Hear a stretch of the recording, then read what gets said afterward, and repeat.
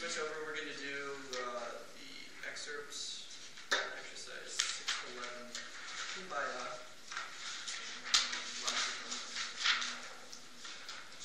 You guys ever gone camping? Some Kumbaya around the campfire? No. You should do it. Okay. So these are all pretty much just, it's in the key of B flat. These are all notes that we've known and played before. So what I'd like you to do is we just play it down from the top and see how it goes. Okay? So here, I'll count to you and I'll go 1, 2, 3, 4, 1, 2, and you can start at the top. Okay, here we go. The lines mean, the lines over each note are called tenuto markings. That means that you want to play each note for its full length. Well, you do tongue it. Yes, you do tongue it. That's different. You just go bum, bum, bum. Okay, here we go. So, 1, 2, 3, 4, 1, 2.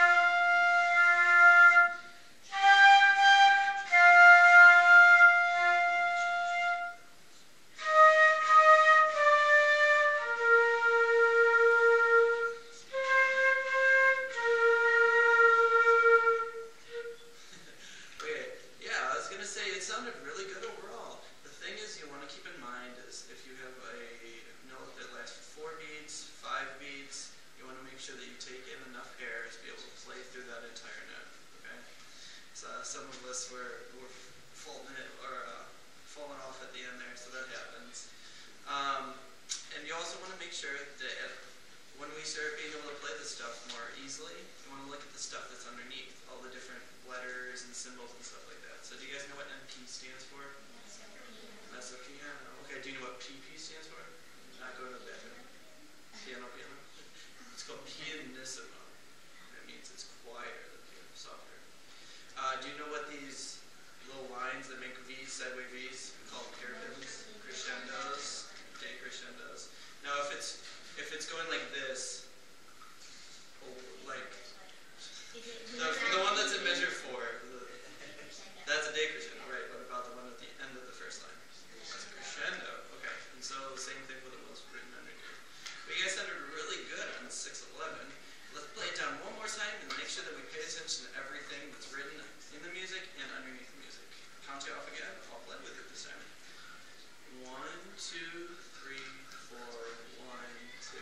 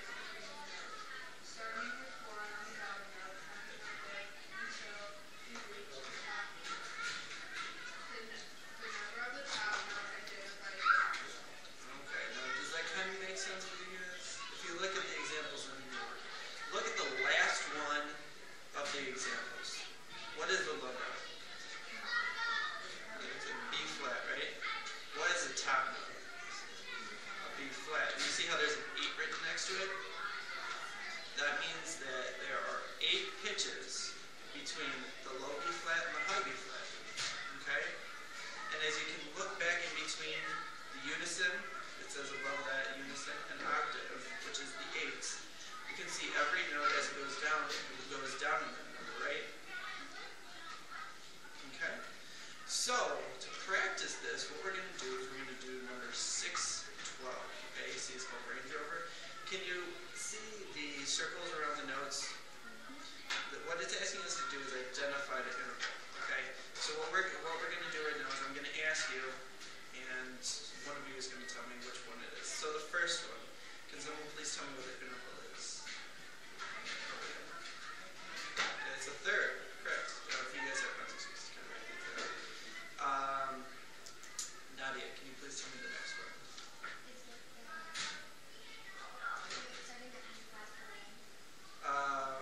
The fourth full measure of the Range Rover exercise. In one, the next line counts as 2, not 1. So, give it another shot there.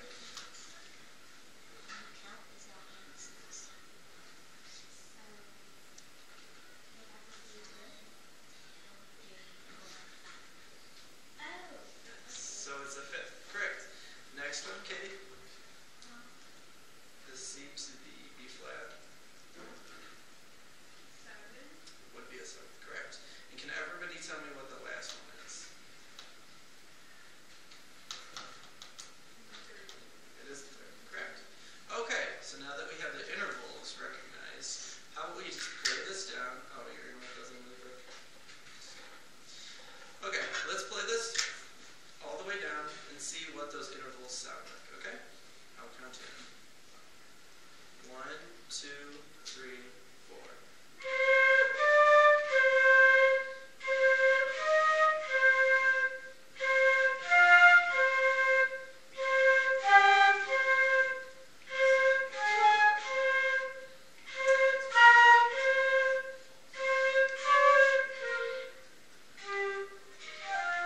Okay.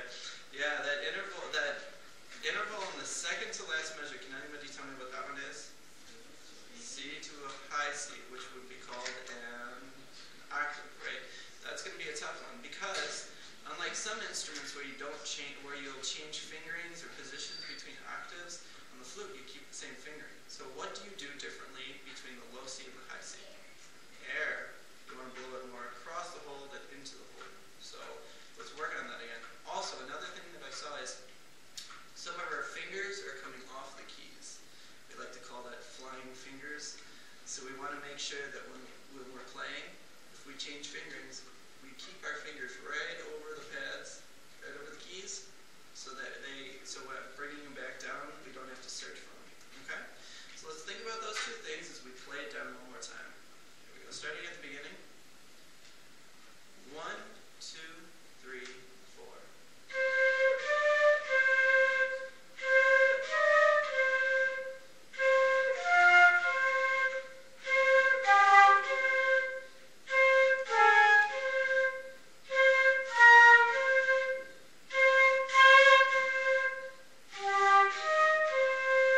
A lot better. Some of you guys got that octave. It's just more about blowing the air straight across the hole.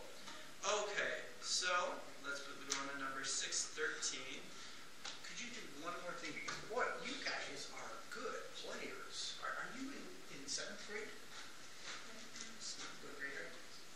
6. Wow, you're doing good. What was the hardest thing to do in that last exercise? Yeah, C to C. Okay, here we go. Ready?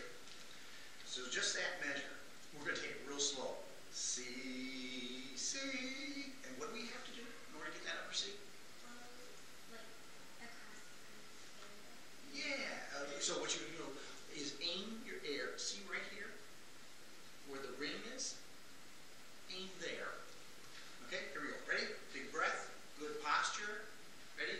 First note.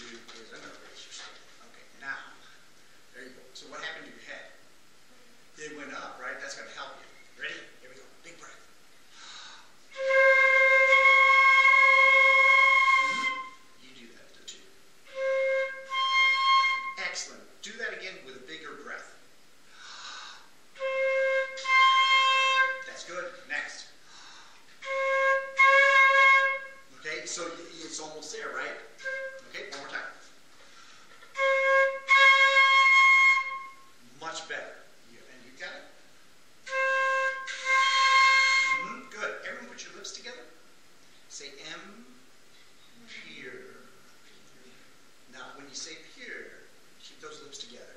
M. No. Watch me.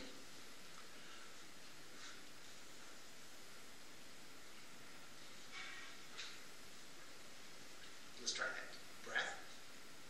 And don't play. M. So do the lips make the hole, or does the air make the hole? Air. And that's going to make that high note easier. Okay? See what I did? Yeah. Okay, good. Now, why don't you go on to the next exercise? Okay, we are going to go on to 613 now. Have deep thought. And can somebody tell me the difference between the key signature in number 613 and the key signature in number 611?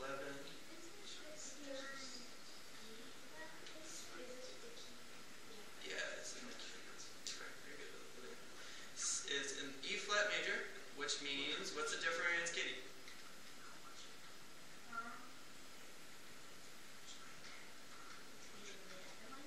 Yeah, one's in B flat, one's in E flat. And what's the difference in the key signatures?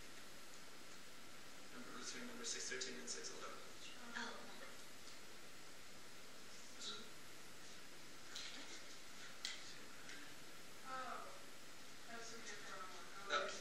Yeah, A flat. Okay, so we're going to play the high A flat, and we want to make sure that the high A flat, you have that pinky down, okay?